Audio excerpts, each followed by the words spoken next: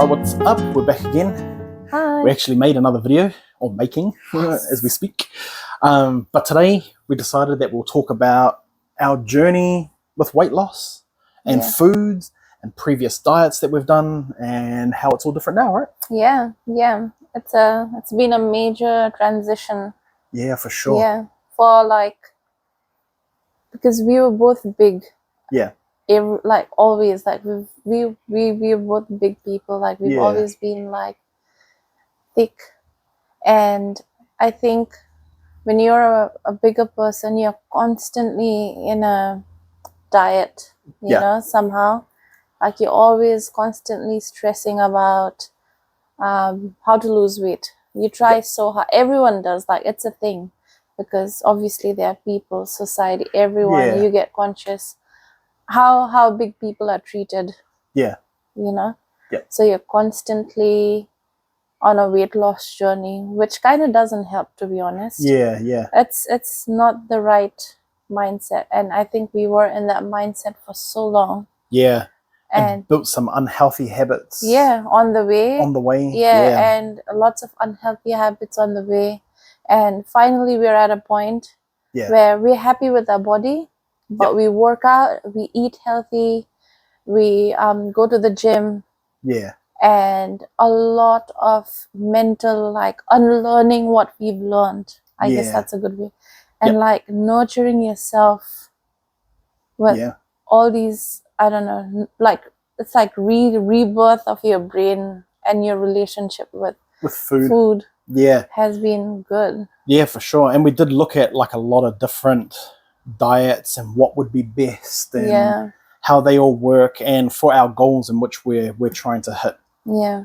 Especially like for me, trying to get stronger and stuff like that, how it's all going to work. And so we did look into all the different diets. Look into vegetarian or veganism, all that kind of stuff. But none of those really fit with how our lifestyle is, what we eat, especially even with culturally as well.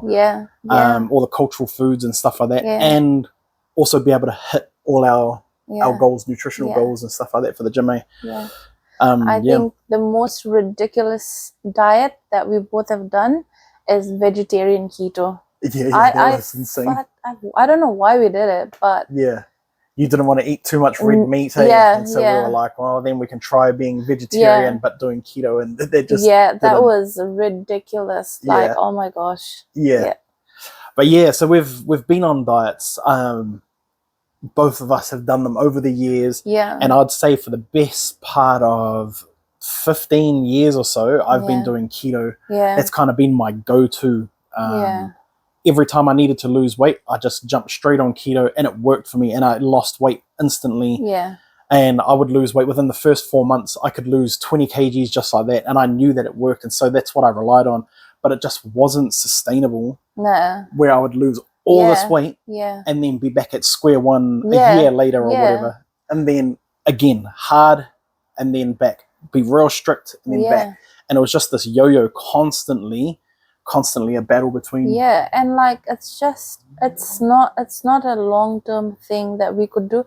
I mean there are people that do it for the rest of their life, but we love food, and we love it so much that like it's very hard for us to constantly stay in a high fat, high protein diet, which I don't think was, I mean, it kind of worked for you, but I don't think it worked it didn't work good for me, because I am also insulin resistant a little bit, and I do have high blood pressure, so eating all that fat and red meat, I don't think it did good to my body. And it worked for us right before we got married, and we went to India. That was ridiculous. We both dropped, I think before we went to India, I was like 130 kgs or something, and I was like 90 and we both like that.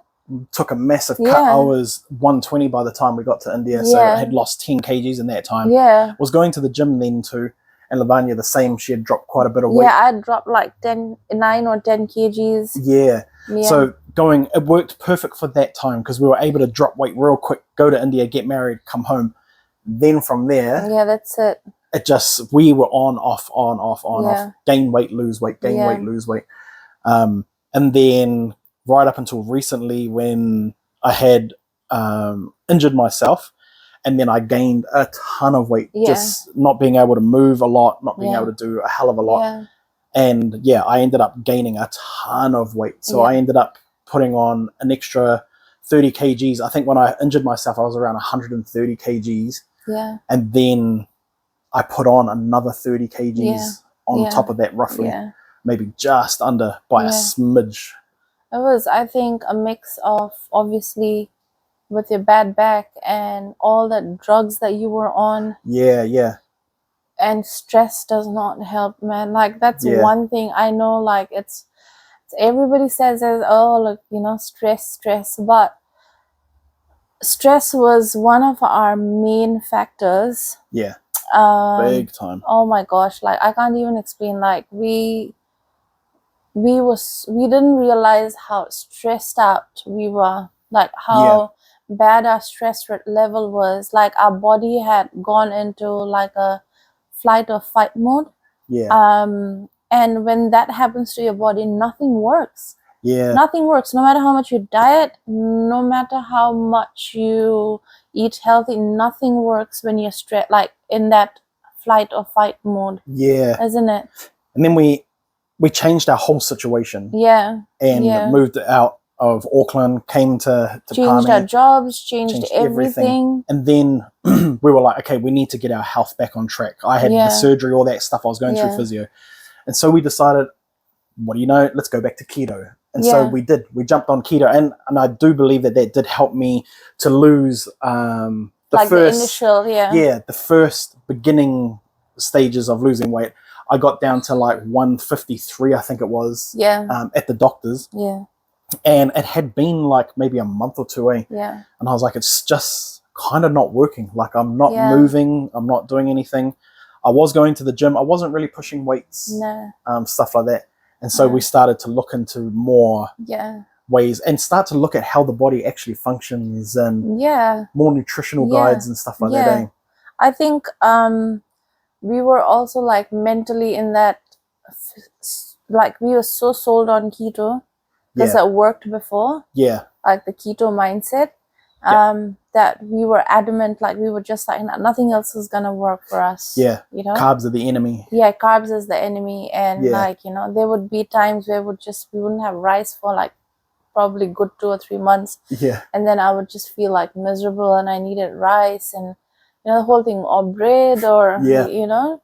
And it was just, we were like punishing ourselves, to be honest. But I think the only good thing at that time was we were focusing on portion control and stuff like that, and bringing our portions back down again to a proper decent amount. I think that's been the biggest thing, is to mentally like tell yourself when it's, you know, your portion control, like, you know, and we don't mean that we'd eat very less. It's nothing like that. It's nothing like that. But I think we were so used to eating more than what we'd require.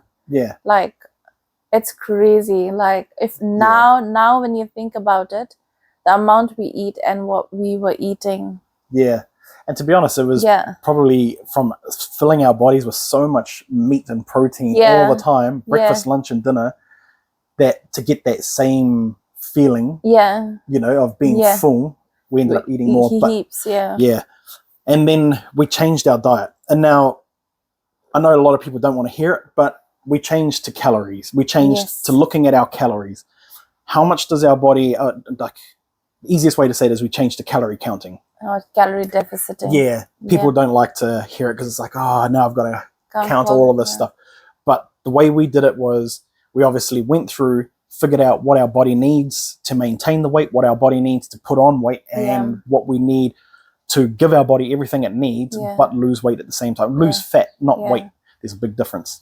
And so we started focusing on that more, but not just filling those calories with empty or like calories, lots of fat, or like, it's crazy because we thought, like, you know, calorie deficit would mean starving ourselves. Yeah. And the first few weeks, you're like, we'll just give it a go. Like, we'll see where it goes.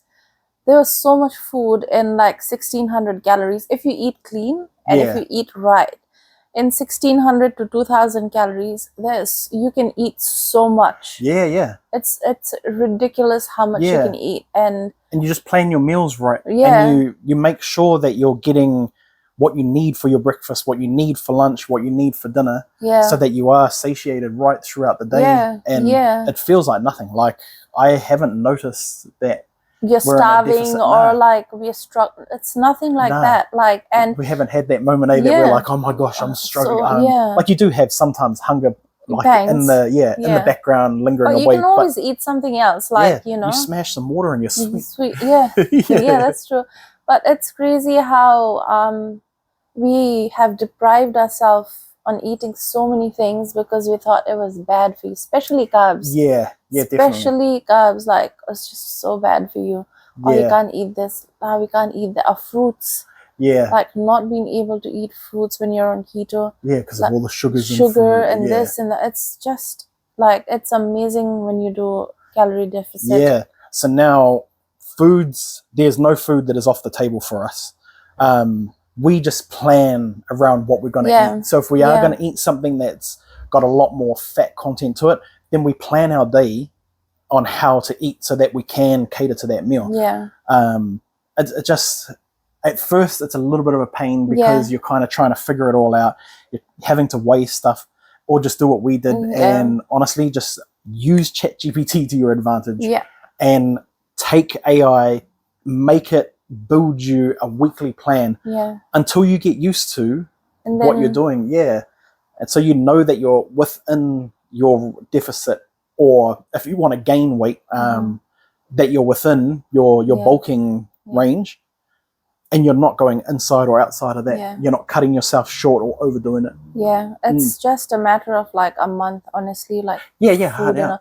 It's literally what you're eating. Like, it can be exactly what you're eating every day.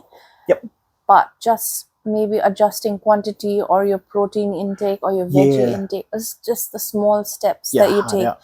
But on saying that we eat everything, we do not eat like refined sugar. I think nobody should be consuming refined sugar. I know it's really hard. It's just but it's just not.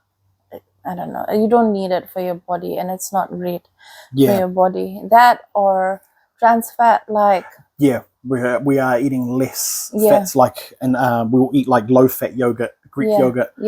We switched out to almond milk. Reason why it's a lot darker. Stuff like that.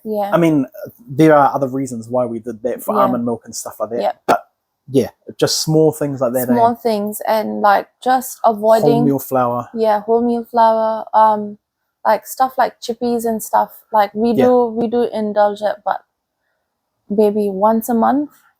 And I honestly don't really miss it. Like, you know how much I used to love biscuits. Like, nothing feels better than a cup of tea and biscuits.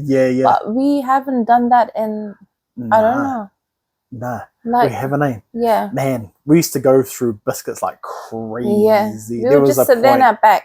Man, and we would smash a pack each, like ginger nuts. And what are the other ones? Crispies. It was so bad, man. But and now we don't crave those things. You have your moments. Everybody's going to have their moments. But with keto, you used to feel bad. Like, we would go out to dinner. We'd go to like the night market or something like that. We'll get a big feed. We'd sit down. We'd eat it, and afterwards you'd kind of be guilty for doing it, and you're kind of like, oh man, after all of this, now I have to go through another X amount of time to get my body back into ketosis and blah blah blah. Now I don't have that at all. I just I kind of just don't want to waste calories on things. You know what I mean? Like, you look at a chocolate and you're like, oh, I could have that, but I don't really want to. Or even like just like mental, because I think your body stops craving when you eat everything, like all your carbs, your proteins, your whatever, your veggies, and all your food groups. Your body stops craving certain things, and when it craves, like yesterday we were having those cupcakes because I was craving for it. If it was maybe a couple of months ago, not even couple, like maybe 6 months ago, we would have finished that whole pack of like 6. It was those mini cupcakes, and we would have eaten the whole thing. Like, but we've had a packet of Tim Tams in our cupboard for nearly 3 weeks. Yeah, and then that never happened in our house. Yeah, so we ate like 1 each with a cup of tea, and that was enough. Yeah, like having that just mindset. I think nobody talks about this when they talk about like losing weight or eating right. Yeah, like the psychological part of it. Rebuilding your relationship with food, and it's not that we had a bad relationship because all we wanted to do was eat food.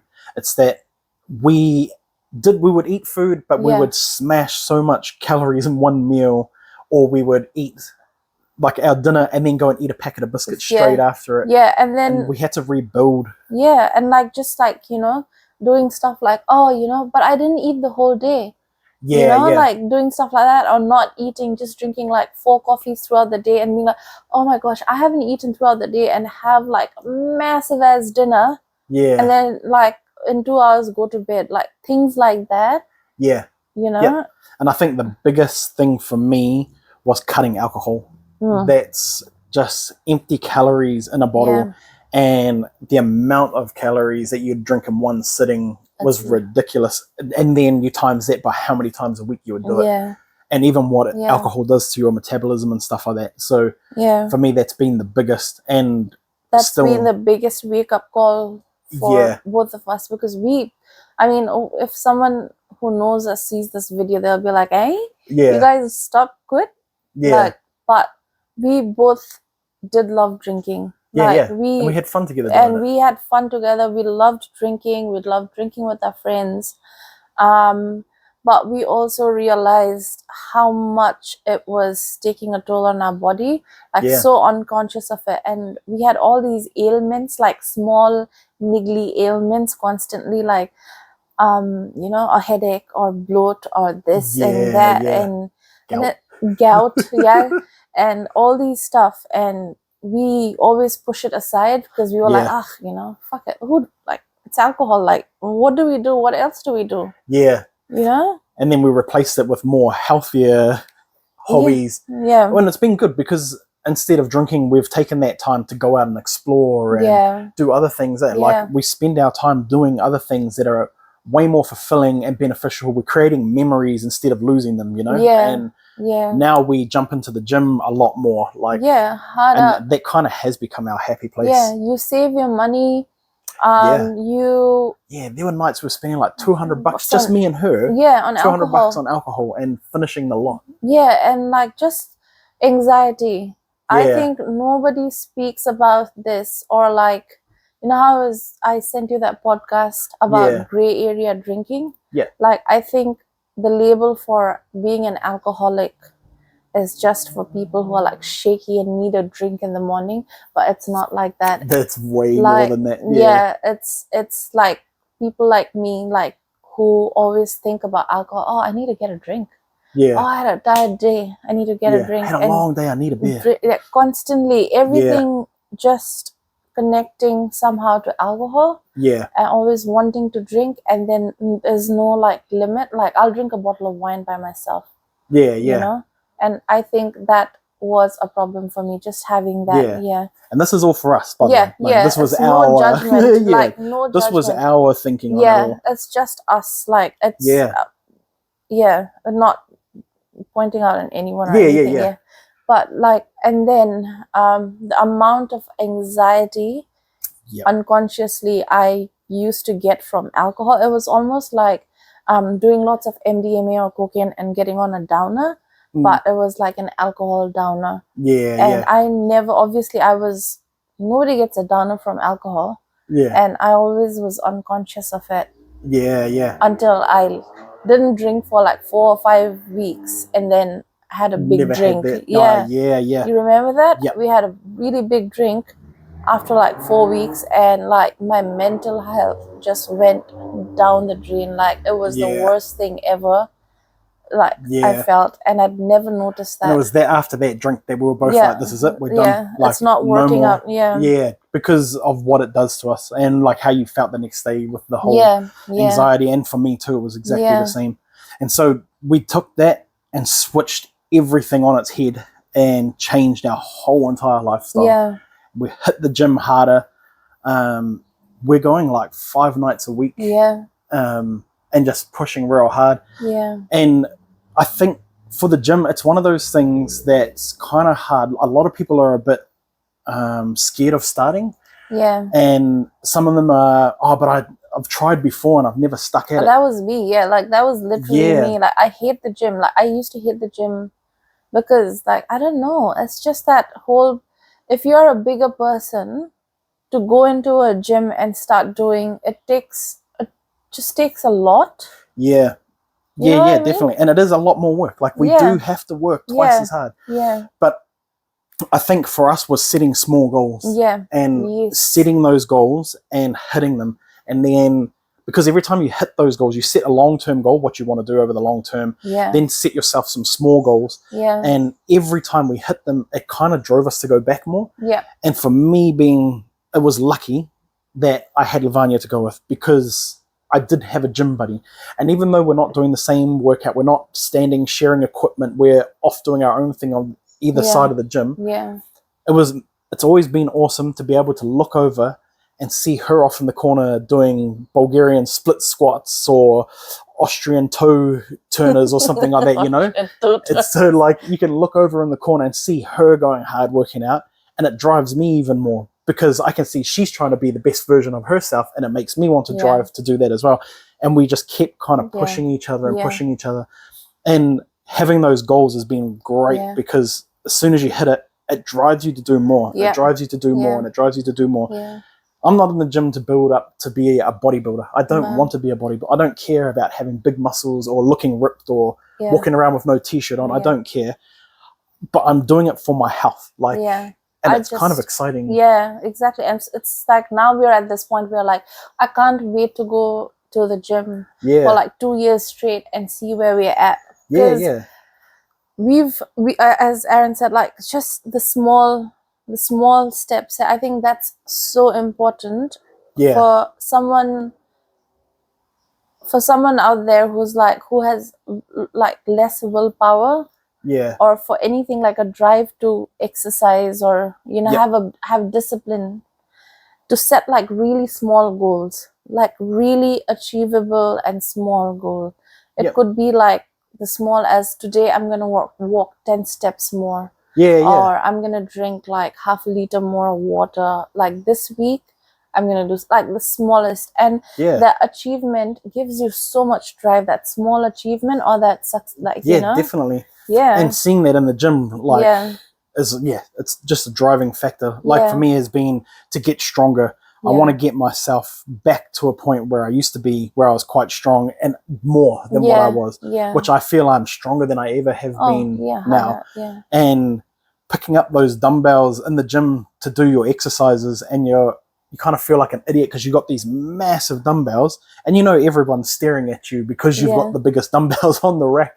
But doing that took me, a bit of time, and I had to work at those goals to get there. And I'm finally there. Still short of the biggest, but we're getting there. We're working our way up. It's so exciting because in this 6 months, our life has changed dramatically. Dramatically, like in a very good way. Like it's from being like mental health point, amazing. Like we were in such a, I wouldn't say a bad place, that's not the word, but like we were just like, exhausted and fatigued. Every time we'll be like, oh, I'm so over, like just zero energy, like absolutely zero energy. Always like annoyed, like just irritated constantly. No energy to do anything. We would just spend our days just work, coming back, and just lie down on the couch and do nothing. Just do stuff like that. And it's no miracle formula. Where it's, you can't just, I'm just going to eat like this for a certain time and that's it. I'm losing all this weight. I'm going to get muscly. I'm going to look great, I'm going to do, you know, there's no miracle formula. Yeah. And all of this stuff, you've all probably heard 10 times over by other people in the past and stuff. But for us, this is what's worked. And it's been a real good change. Yeah. Like health-wise, it's been an amazing change. And just noticing that even what we used to do before, you can do that 10 times over, you know, and you're not tired, you're not puffed. Yeah, and it's amazing. And it's all the small goals. And being kind to yourself, like being kind to yourself. For bigger people who are scared to go to the gym or do anything, just do it like once. Give yourself a week. Give yourself 10 days. Give yourself 10 days and see how it feels, because that's how we started to. Like we gave ourselves 10, 15 days and then we felt really good. And honestly, if you are a bigger person and you start going to the gym, yes, everyone is looking at you. Yes, everyone is talking about it. Yes, they might be whispering among themselves, but ignore that. Like you That's can't, all right, though. you can't take that on board because yes, it's going to happen. Like there are just some dickheads out there that are like that. But then there also are some really nice people that will come alongside and help you. But just keep going and smashing those goals until you become that person that they talk about, where they're like, oh my gosh, you know, I can't believe that and they it's did about that. Like, you. Like it's about it's Not hard. about them. It's a hard thing to be like, oh, you know, but it's so hard. It is hard. It is, and those I think are the challenges that comes more than just exercising on this and that, is your mindset. Like your challenges about not giving a fuck or disciplining yourself. I think those are the biggest challenges. You can exercise, and after that, like once you've set your mind, decided to your willpower, motivate yourself, discipline yourself, I think rest is a piece of cake, to be honest. Definitely. It's just crazy how it's just the small changes in your life, and it doesn't have to be, and you don't have to lose heaps of weight. That's fine. We've not lost like crazy amount of weight, but we're still like we know like how good we feel and like how good our body feels, and you don't have to go to the gym for hours on end to get a good workout. Man, you can go for 10-15 minutes a day and that's it. 10-15 minutes a week to start with, you know, and that's enough. Just you showing up and putting that in is better than what you did yesterday. And so you're slowly starting these new habits, and it just gets better and better from there. And then from there, who knows, you might want to spend longer, you might not. It's up to you. And also don't rely on your scales. That's one thing that I got really bad with. We both are bad with that though. Like relying on the scales way too much. And because I'm pushing heavy weight, and eating in a deficit, I am losing fat, but I'm putting on muscle as well. So my weight tends to fluctuate and slowly move. Like I sat at 140 kgs for 2 weeks, I think it was. And it was so disappointing to see. And then finally hit 138 kgs and then have sat there for ages. But then with the measuring tape, measuring around my hips, measuring my arms and stuff like that, I can see that I'm losing. Everything is coming down. Arms are building and getting bigger. But it's just that you're so focused on, and that's how keto worked for me, was that that scale became my guide. And so it's breaking that mentality, and just pushing. It's crazy. It's just a lot of like mental work, isn't it?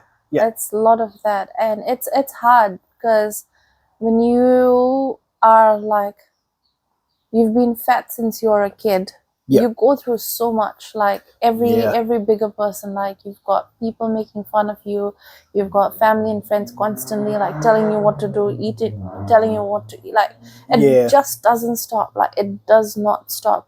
So it just, you kind of become rebellious.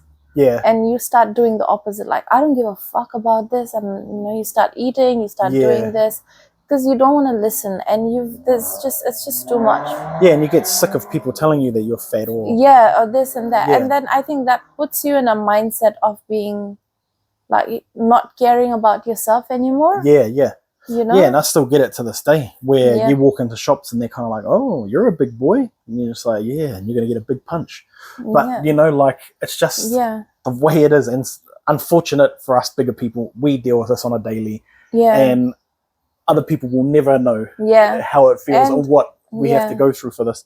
But it's that thing. And I mean, don't make that your driving force. Make it yourself. Like, exactly. do it for yourself and no one else. Yeah. Because otherwise you won't complete it, and you'll just be kind to yourself. It's it's one of those, be kind, love yourself. But it is true though. Like, it's true. Like, if you have to like break from that. You have to break from what people are telling you, suggesting. You do in your own timeline. Like, take your time, no pressure. You want to exercise, do it in your own timeline when you're mentally ready. There's no like, I have to do this much. I have to push myself to this much, or eat or reach that. Just do it in your own timeline. Like, everybody has their own timeline of getting things done, I guess, like exercise or whatever it is. I don't know if it makes sense. Does it make sense? Yeah, I think so. Yeah. Like, and if you're out there struggling and you don't know where to start, man, you can just message us, and we can always help out in some way. With the little knowledge that we do have, we can help out, or we can connect you with people that we know that can help you and build your exercise regime or your diet or whatever. But we're always willing to help. And or we just motivate each other, like you know? Become accountable to each other. And just, I don't know, it's always nice, and be positive. Like, it's amazing. And just you need to be kind to yourself. I think that's where it starts. Definitely. But I think for us now, we just got to focus. We're focusing on, not just got to, we are focusing on just our goals moving forward and where we want to be. And that's kind of it for us. We'll just keep doing that, keep smashing our goals, keep moving along.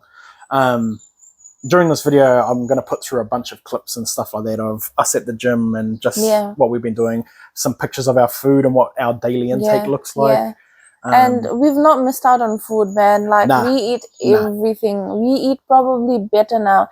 And it's such a good challenge because it makes you want to be like, oh, I want to eat something really good and still make it super healthy. And it pushes you and challenges you to make something really delicious. And it's so cool. And some of our meals turn out to be bomb. Like, I think most of our meals are quite bomb. Actually, but it's so good. Like, and my focus has switched from being just deficit to now, like, at first that was my only intention, just deficit, keep down at this range constantly. And now that I've kind of got a grasp on how that works, now I'm focusing more on the nitty gritty and looking at all of my macros and have I had enough protein today? Have I had enough carbs? What's my sugar at? What's my salts at? All that kind of stuff, and just focusing more on that. And so I will go through my daily tracker and be like, okay, I'm low on protein at the moment, or I'm low on protein for this or whatever. So I'll bump up. My carbs are quite low today, so I'll have something that's quite carby to build that up, and just following all of that, keeping within my deficit, but also like focusing more on my macros. And food timing is another thing. Like disciplining yourself to eat like 3 meals a day is, I think, really, and it's hard for people. And honestly, even if you can't eat 3 meals a day, like 2 meals a day, don't be that hard on yourself. I know. Just, I don't know, like, you figure out, like, honestly, just figure out your flow. Like, everybody has different, no one right way. There's no right way, and like, you'll figure out your flow, what your body needs. Once you become more mindful to your body, your wants, I think you figure out what your body wants or needs. I don't know, it's weird. Like, and if you notice you've got deficiency somewhere or something's lacking, honestly, what I did would just do lots of research on what foods can help me with that. Like, I can't even think of anything else at the moment, but you just start thinking of all these different, it could be a skin allergy, it could be something like that, I don't know. But you just start looking at the foods that can help you to restore all of that. And it might take a long time, but still, you start adding that in, and you start giving yourself everything that your body needs. Especially in our older age, like for us, because we start lacking a lot more. And so we have to put in a lot more to build up all those areas. And so been looking at that, and it's been amazing. That's the other thing that I don't know, it's not spoken a lot about, is how much we lose out on protein. It's ridiculous, man. Like, how much less protein we take, like good lean protein, you know, and how much a human body misses out on that, and how much we fill up more on fats and carbohydrates and sugars. And then and sugars, but not eat enough protein. And that doesn't mean that, you know, you stay on a boiled chicken broccoli diet and rice. That's not, your food can have flavor. It's not that, but like, even by eating like 2 eggs a day is a start. Like having 1 egg every day, or 2 eggs depending on your weight, or you know, your whatever your body structure is, deficit.